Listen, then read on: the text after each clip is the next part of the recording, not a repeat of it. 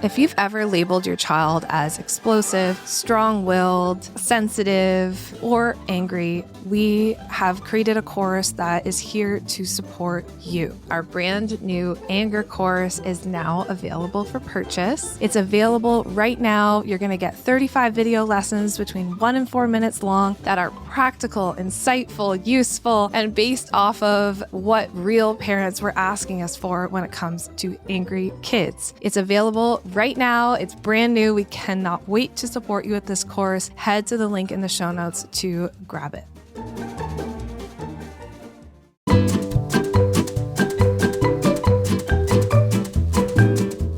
Welcome to Robot Unicorn, hosted by my parents, Jess and Scott. I hope you enjoyed the episode. All right, so I chose the episode topic today. Mm-hmm.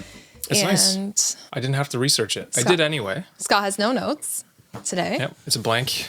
This blank piece of paper. paper. And I chose this topic because it just keeps coming up in the people that I've been talking to in our personal lives. And I just felt it was time we talk about this on the podcast too. And so what I want to talk about, I mean, it's kind of open-ended, and I think you already have some thoughts of how you want to talk about this. No, this is you. This is all all me? you. Okay. I had a conversation with someone recently, and they were saying to me, Jess, how do I actually know that I'm breaking a cycle? And how do I actually know that I'm not becoming my own parent? And what this person was saying was that it's like she tries so hard to do the style of parenting that we talk about here. And she tries really hard to be calm and to be conscious. And still, there's times where she yells or she loses her cool or gets really angry or upset. And she just feels like, does that mean I'm just repeating the same cycle? Like, is it basically all for naught? You know, I'm trying so hard, but how do I know it's actually doing anything?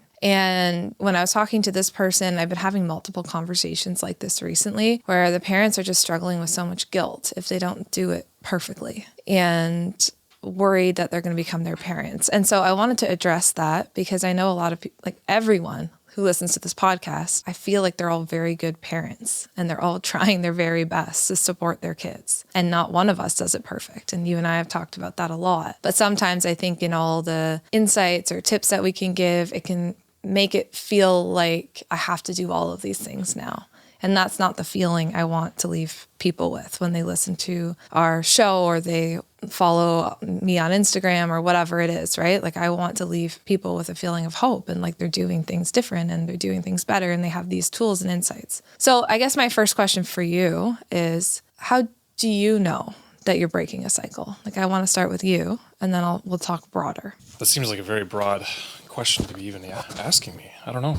How do I know? I think the fact that our girls will come to me if they have an issue, if they have something going on at school or they hurt themselves, they'll still come to me. That's probably the biggest indicator for me, that they feel safe with me and they actually come to me when they have any issues. And like our oldest daughter, if she's dealing with stuff at school, she will talk about it with me. She's not just going to you. And I think that's kind of the biggest thing because I wouldn't have done the same thing. Yeah, exactly. I think that's huge. Like the fact that you're in the car with our oldest daughter and she'll just tell you about a problem that she's having. Yep. And there's no hesitation there. Those are the things that I think tell you that you're breaking a cycle. I was going to say some things that I've even seen in you, like apologizing.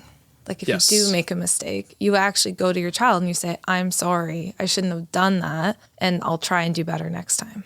Yeah, I think one of the main things that I grew up with was, even if this wasn't explicitly said, making mistakes was not okay. Mm-hmm. And I still think that is kind of my mindset for myself. Yeah. A little less so for others. Mm-hmm. But over time, and especially over the past few years, I think I've been able to even give myself a little bit of grace if I make a mistake and try and come up with, okay, how can I make sure I don't do this again? But I'm not getting overly upset with myself necessarily. Where in the past, I would have beat myself up for making any even minor mistake. Yeah. So I think that is another big thing. And then because of that, and of course you explaining the power of repair over the years, I think that's helped me be able to understand that I don't necessarily need to do parenting perfectly. And if anything, that's just going to burn you out faster. And I know I wasn't supposed to really prepare for this, but I did look into some research on it. Yeah. There's research that actually shows that parents who strive to be the perfect parent usually burn themselves out. Yeah. Versus the parents who give themselves a bit more grace and understanding and go back and repair when they do make a mistake, end up having better outcomes for themselves, like mentally, they have better outcomes for themselves, and their kids also have fewer, let's say, challenging behaviors.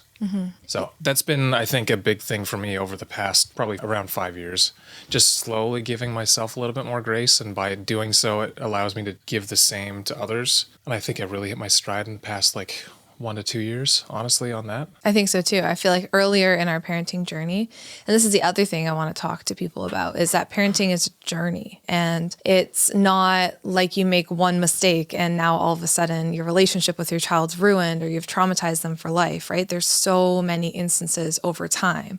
And I think a lot of the people that I've been talking to who have been struggling with a lot of guilt earlier on in their parenting journey, maybe they yelled a lot, maybe they did more punishments, or they parented in a way that now they look back at it and they're like, oh, that's not really the parent I want to be. Yeah, they regret doing that. They regret it. And they worry, did I mess my kids up for life? Because in those first few years, that's how I parented.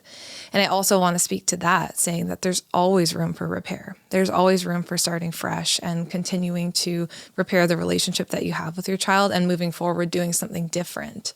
So just because you started that way doesn't mean all is lost and you should just continue parenting in that way. You can actually change the relationship with your child over time. I think one of the things that has worked well for me, at least, is being very honest about my shortcomings with the girls. Well, it's like where we talked about even our oldest daughter saying, well, when I'm 18 and I'm allowed to vote in an election, I'm going to vote the same as you. Yeah. I don't want her to think that I am infallible. The things that I think are the absolute truth. Like, she has the freedom to confirm that what I'm saying is actually true and not just blindly believe just because I'm her parent that I know everything. Because I think that that's unrealistic. That's unhealthy to make your kids feel like you know everything. So I feel like on top of repair, I've also been quite honest with the girls that I'm not perfect. I think you have done the same, right? And just say, like, we do our best. We try to make the best decisions for you. We try and do the right things for you. And these are the reasons why. You don't necessarily have to understand it. You're allowed to question it. Yeah. And that's something that is very different from how I grew up. Yeah, it's another sign that you're breaking a cycle, right? And like, as you were saying that, I was just thinking actually about how tough cycle breaking really is. Because for you to be able to say that, like, it's okay for you to disagree with me, it's okay for you to make mistakes, that's almost like a whole reprogramming of your brain in the way that you grew up thinking, right? It wasn't okay to make mistakes. You had to believe everything that you were told and you had to do what you were told to do. And so the fact that you can give your kids such a different message and genuinely feel that way, I think that's another sign that there's been so much progress and that you've healed those pieces of yourselves. I think parents miss those signs. They miss those little signs of like, hey, I'm actually doing something different here. Yeah. I think if this episode can help people with thinking any certain way, I think the biggest way is just to understand. I mean, we say this probably in every episode, but you don't have to be perfect. I think it goes back to like what we were talking about the previous 2 episodes, building that trust of being honest, reliable, being someone that your child can come to and have discussions with, even if you don't agree with what your child is saying. Let's say as they're getting older, they're going to have more and more of their own opinions that are not the same as yours. I think that building that trust with them, that's what we want to do. But that doesn't mean you have to do everything exactly perfectly. In fact, that shouldn't be the goal. You should be able to show your kids that, hey, you know what? I did this and this was not the right way for me to have handled the situation. I'm sorry. Like, repair is very important. And even if you repair with them about something they're even unaware of, like something you did when they were 2 years old, Maybe I'm wrong, but I feel like that's a powerful thing to do as well. Absolutely. And repair doesn't just mean apologizing, right? I think apologizing is one way to repair. I think parents can get caught up in just feeling guilty and just saying sorry all the time. But I think repair also comes in rebuilding the trust. Yeah, right. Right? So you have a rupture, you've yelled at them, or you've done something that you didn't want to do. You can say sorry, but you don't have to keep apologizing over and over. The true apology comes in the behavior change. So how are you doing things different so that you don't keep yelling at them, or so that you are actually building their trust back? I think that's the biggest thing, like you were saying. But the relationship that we have with our kids, if our consistent focus is trying to build trust and show up for them, it's not so fragile that one moment when you're not a perfect parent is going to completely break everything. Mm-hmm. Like I was talking to a friend of mine about how I totally yelled this one time and lost our cool at our toddler at the time, our second child. I was postpartum. We had a baby. I think you were away on a trip somewhere. We had an older child too, and she just wouldn't sleep. And I just remember I just completely lost my cool, more than I had ever lost my cool before. And I ended up just bawling my eyes out and laying on the floor beside her because she wouldn't sleep, right? And I remember feeling in that moment like I'm failing her. Like I just can't seem to keep it together. I'm just losing my mind. Yeah. And now she's 5, and years later, that one moment didn't completely destroy our relationship. And what rebuilt our relationship is repeatedly showing back up for her. Yep. And I want parents to have that, because I think they listen to our podcast and we're giving answers and we're giving tools and we're giving stories. But it is important to remember that that doesn't mean you have to do it all perfectly. You and I certainly also don't do everything perfectly. And I remember something one of my friends said to me one time when I was really struggling with perfectionism. She said, would you want your daughter to hold herself to the same standard that you hold yourself to? Like if she was beating herself up so hard about the same things that you're beating yourself up over, would you be okay with that? And I was like, no, actually, I would never want her to hold herself to the standard I hold myself to. And she said, okay, well, your daughter's going to see how hard you hold yourself to these standards, how much you're beating yourself up, how guilty you feel, and she might replicate that. And wouldn't you rather your daughter see you, give yourself grace, make mistakes and repair, and be able to eventually do that for herself if she ever becomes a mother someday? Yeah.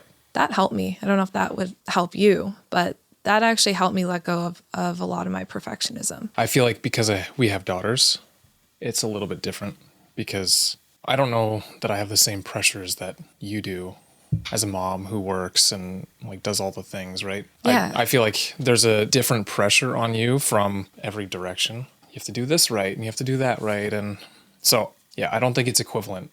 I think that's the pressure that I feel. It's more my pressure is making sure I don't repeat the things that I had in childhood so that my kids have the best chance in life and don't have to go through all of the same steps of, I don't know what the right word is, recovery, or all the same steps of development later in life. Mm-hmm. They have those foundational emotional building blocks already from a young age, and they can just go through life feeling safe and secure, knowing they can come to us, and they don't have to work extra hard afterwards for it. Yeah, so I guess our guilt or our things that we work really hard on come from 2 different places. Mm-hmm. For you, the guilt comes from trying to break a cycle, trying to do things different. Yeah, and guilt is the wrong word, because I wouldn't say I feel guilt. Yeah, you actually don't feel guilt. Yeah. Like I might feel guilt in the moment for doing whatever, being a little extra harsh or something with one of the girls. But I'm not going to, I don't know, my mind doesn't allow me to 5 days from now be still concentrating on the fact that I made this mistake. And like I will pretty much always immediately repair with them and just be like, I'm sorry, I shouldn't have done it that way. Or maybe it's not right away. Maybe I'm still annoyed. And then I come back 20 minutes later. Yeah. I don't usually let those things linger. No, you don't. Even for stuff that maybe I did when the kids were even younger, I just think I have so much more information and practice and knowledge now on how to do things right that I could have been better when they were younger. But in the same sense, I didn't know all of the same things that I know now. You have to have compassion on that previous version of yourself. Yeah. Like them, I'm still developing. Just because I'm an adult doesn't mean I know everything. And that's what I'm trying to teach the kids too, is just because I'm your dad doesn't mean I know everything. And even that is beautiful, right? And it's beautiful for your kids to be able to see that you're changing. Like that is the true work of rebuilding that relationship and trust, right? Yeah. It's like the more my dad knew, the more he researched this, the more he understood, he changed the way he acted to best support me. Yeah. And I think it would be different if I knew all of these things and then I was just complacent or lazy and didn't apply any of it. Mm-hmm. But I feel like I'm actively applying it. And I recognize that, I'm not going to do it perfectly all the time. There's going to be days where I've only slept 4 hours for whatever reason. And I know that I will be grumpy versus when you don't get enough sleep, it takes you a number of days before you end up getting grumpy. Yeah. And it's something that I'm aware of already. And I think that's a key piece, is trying to understand the things that will trigger me to have those harsh reactions or be extra annoyed or something like that. Yeah, so let's talk about that too, because I do think that's a big piece of breaking a cycle or feeling less guilty, is noticing those triggers that come up for yourself and those things that, okay, well, I know for you, for example, if you don't sleep well, you do become grumpy the next day. And now you know that about yourself. So the next day you might do things a little bit differently or not plan as busy of a day or just be mindful of walking away when you're starting to feel grumpy, understanding that being tired is a trigger for you. Right? For me, some of the things that trigger me, I think, are being too busy for too long. And I am starting to understand, for me, like at work, if I have meetings back to back all day, I come home and usually I'm grumpier just because my brain is kind of overstimulated from the day that I just had. So maybe I sit in the car for a little bit of extra time on the way home, or I don't listen to music, or I try and plan my days so I don't have back-to-back meetings all day. Those kind of things, the awareness that we can build in ourselves, I think can really help with the triggers that we face and being the parent that we want to be for our kids. Mm-hmm. And I think a lot of people are just coming to understand their own triggers now. And they're coming to understand that being a calm and regulated parent isn't like a switch that you can just flip on. It takes time. Yeah, 100%. Friends, we have exciting news. The Anger course is now available. This course was created for parents of kids who would be labeled as angry, strong-willed, sensitive, or explosive. It's meant for kids ages 3 to 9 years old. Inside the course, you're going to find 35 video lessons, all between 1 and 4 minutes long, really easy to digest, covering everything from your triggers, how you view anger, of course, your childhood experiences, to what anger is and why it presents the way it does, and how even sensitivity plays into it. And then you'll finish it off with some scenarios and really practical tools. The whole thing's only an hour and a half long because we know you're busy. We can't wait to support you. Head to the link in the show notes to grab the Anger course right now. Now, right before the podcast episode, you were saying that you were looking into some research on this topic, and you were saying how you didn't actually know what the definition of reparenting is. Yeah, and I have another thing that I want to ask you about too. Okay, I'm excited. So do you want to start with your other question, or do you want to start with reparenting? No, let's talk about reparenting because I feel like I did not have a good understanding of what that actually meant before. So tell me about the definition that you read about reparenting. I would rather you do that because, again, I just learned it. So. Oh, okay. Well, it is interesting that you brought up, I didn't actually know the definition of reparenting because many people have different definitions of it. Yeah. For me, when I say the word reparenting, what I'm actually thinking of is giving myself or yourself the things that we need now that we didn't get when we were a child. So often we think reparenting, that just means like I'm treating my kids different than I was treated. Yep. But it's actually all about treating ourselves different and giving ourselves the gifts that we didn't receive as a child. So for you, for an example, maybe a gift that you didn't receive because you started working at such an early age was the ability to just play and just do things that were just fun with no, like, not being productive, no consequence to it. And so for you, active reparenting could be when you're just playing Nintendo just for fun, right? Or you're just collecting it just for fun. Like there's no real reason to collect it. There's no end goal. It's just fun. That's an example of what reparenting could be like. There's lots of different ways that we can reparent. Sometimes it's rest, right? Like I never got rest as a kid. This isn't me, but just in general, like I was so busy, I was so overscheduled. Yep. My parents forced me to do so many things. And now as an adult, like I struggle to only be productive and I can never slow down.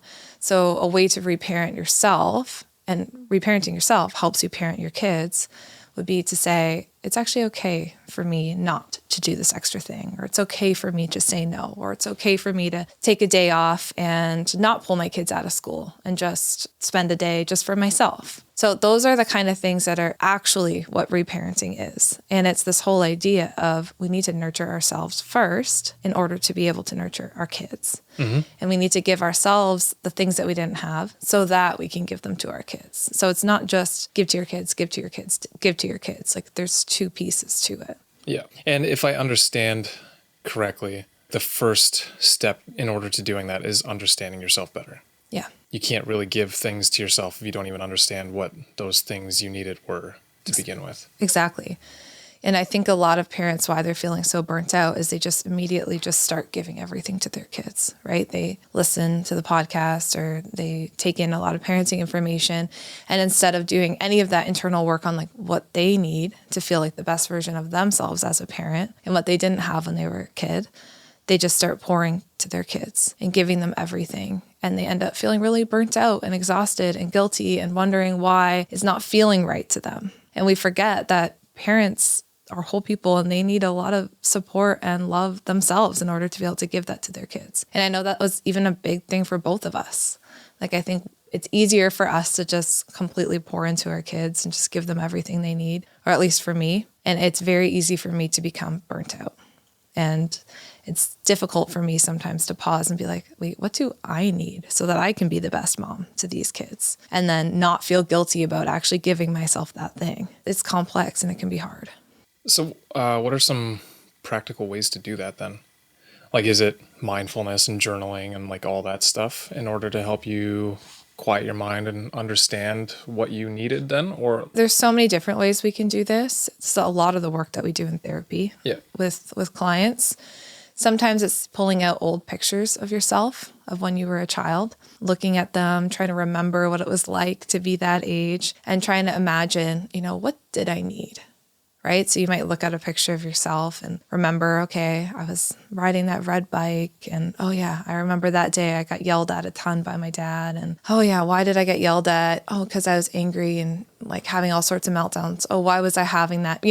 You start to look back and wonder. And the question really is, what did I need back then? And the answers to what we need now are often the same things that we needed back then. Maybe you needed someone to sit down with you when you ate your meals. And maybe you needed someone to prioritize feeding you 3 times a day, right? You struggle with food now and you realize that, well, no one ever prioritized giving me meals. So maybe the first thing you do on your reparenting journey is like, I'm going to actually feed myself 3 times today, every day, breakfast, lunch, and dinner. And for some people, that's huge to actually just prioritize having a meal 3 times a day. And that's what they need, right? It doesn't always have to be these big things like journaling or meditation. Sometimes it's really, really simple. For some people, it's even hygiene, right? Their parents never bathed them or they didn't bathe them enough and they always smelt and then they were embarrassed about that. So one of the reparenting things they do is they say, I'm going to go out, I'm going to get a shower scrub that I really like, that smells really good, and I'm going to prioritize bathing myself regularly and actually taking care of myself.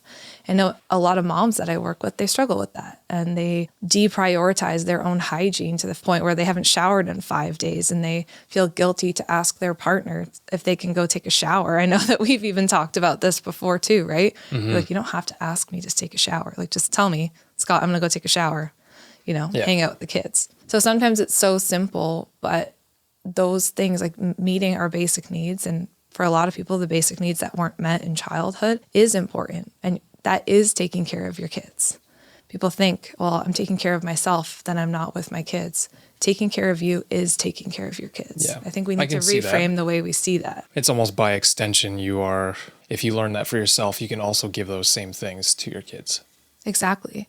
That's why, if I do go to, let's say, a yoga class, or I go take a shower when the kids would rather I play with them, or I say, you know what, I'm not going to play right now because I want to do my journaling this morning. That's not me being a bad mom because I'm prioritizing my needs. That's me taking care of myself enough so that when I go be with my kids, I can do it. Yeah, and I think in a lot of ways, it could be bad if that's all you were doing and you were never spending time with the kids, but that's not the case. You are spending as much time as possible with the kids, and then you're also giving yourself the time to think clearly and be able to be present with them by doing those things that you need. Yeah, exactly. And I think that makes sense. I know guilt is not something that you struggle with, but I know so many parents do, especially parents who maybe didn't engage in this parenting style for a while. And now they're like, oh, I feel like I have to repair with my kids so much so that I don't feel like I can ever do anything for myself. Like I feel so. What do you mean, like almost make up for it? Yeah, like I almost feel like I have to make up for the years that I treated them this different way. And now I don't feel like I deserve to give anything to myself anymore. And so I do think we need to remember that parenting is the relationship between you and your child. And part of that is taking care of you so that you can take care of your child. And I've found like this was such a struggle for me, especially as a working mom, the amount of guilt that I felt in the last couple of years. Now it's so much better over working. You've seen it, and being a mom, like this push and pull, like constantly feel of like, I can't do enough at work now. I can't do enough at home. And so I will just never have any time for myself because I don't deserve it, because my kids deserve every ounce of me when I'm with them. But that burns you out. And then you can't show up as, like for me, I couldn't show up as the mom I wanted to because I was just exhausted all the time. So starting to do little things for myself, not huge, not like crazy, but it helps so much so that when I was with them or when I was at work, I could actually be the person I wanted to be, not just a shell of myself. Even though I've tried to explain to you, you're working during school hours. So you wouldn't have seen them anyways, but that's a whole separate thing. That's a whole separate thing.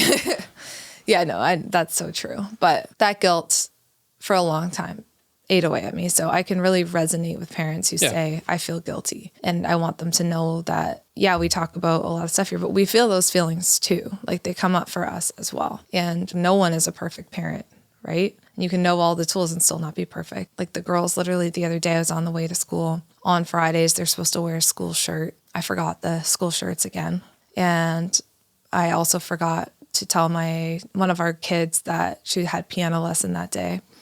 So two of them in the back just start yelling at me, Mom, you always forget. You're such a bad mom.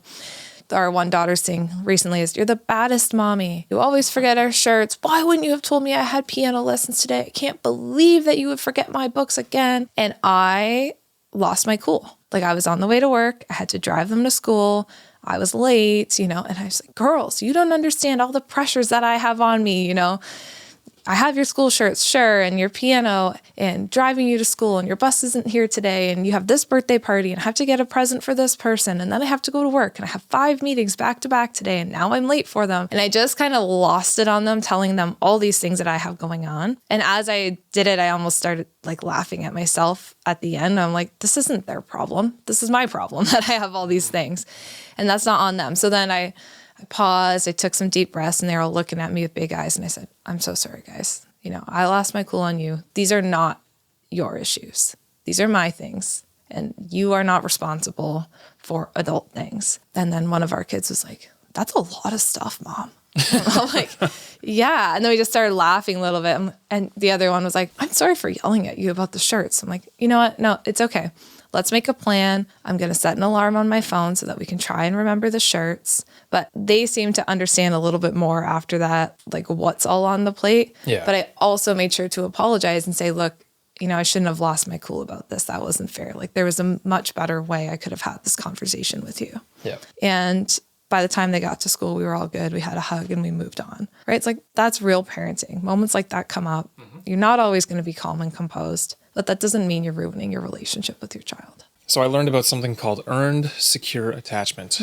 And I thought it was quite interesting because I'd never heard that term before. Never heard you use that term, but I feel like it is interesting for me as someone who maybe didn't grow up in the best home environment and had a bunch of whatever attachment wounds and all that. But I think in general, it's kind of an interesting concept, the earned secure attachment, how it's possible maybe you can explain this better than I can, but what I understood was it's the ability for an adult to essentially reparent and build secure attachments with others and their kids and just be able to build the secure attachments even though they did not learn how to do that when they were a child, and how the outcomes for parents or for adults, not necessarily just parents, just adults in general who had those issues in childhood, even abusive homes and everything, the outcomes seem to be very positive. Like they can have regular relationships. Again, they're not perfect, but the outcomes seem to be no different from people who had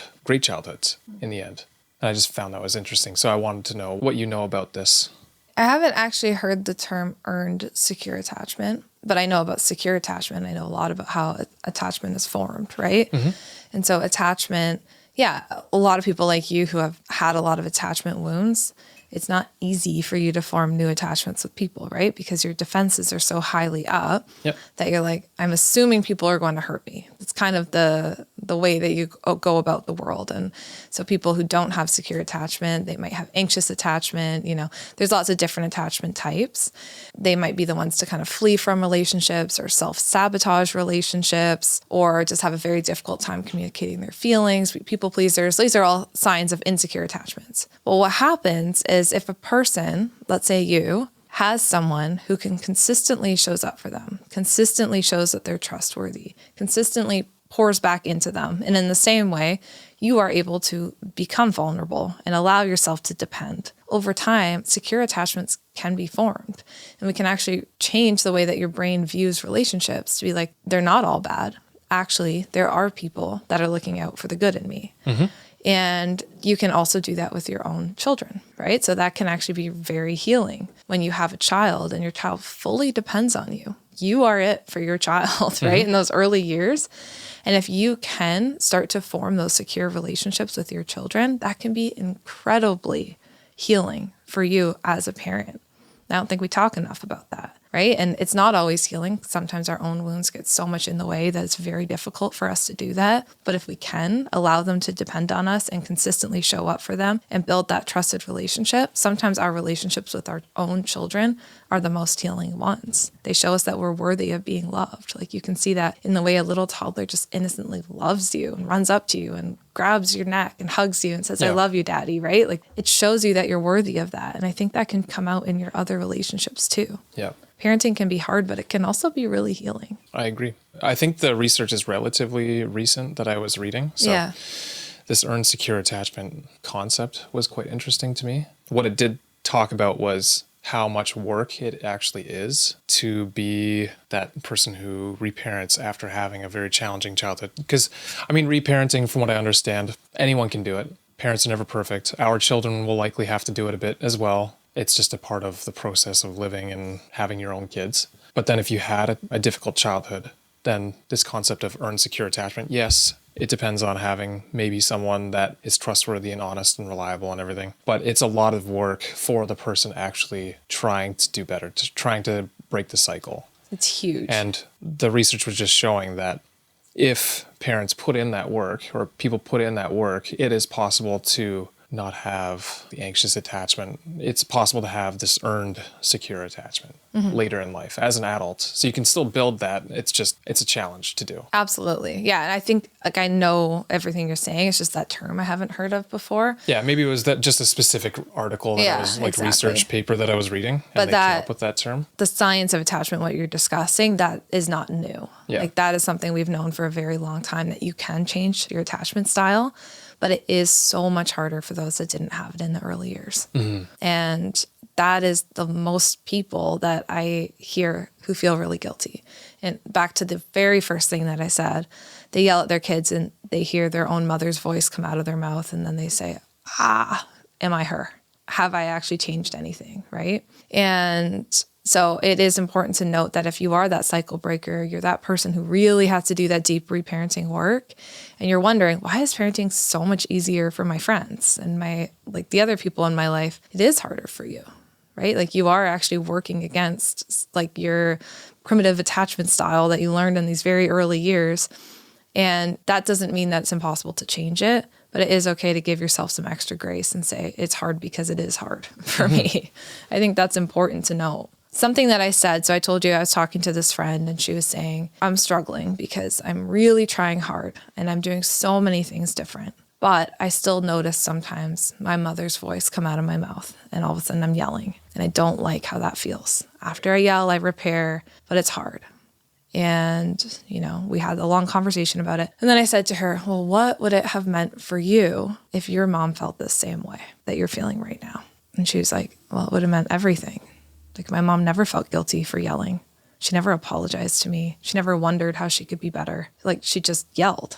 And I said, that is what tells me that you're breaking cycles. The fact that we're having this conversation right now. Like, your mom didn't go and have that conversation with her friends. She didn't say to her friends, I feel terrible because I yelled this one time last week, and I heard my own mother's voice come out of my mouth. She didn't have the ability to acknowledge that. I said, that's what tells you that you're breaking cycles. That feeling of, I want to do things different. Yeah, and like actively trying to. And actively seeking out a conversation like this with someone trusted. Try to see, how can I make that not happen again or happen less often? And so I really encourage parents to lean into that.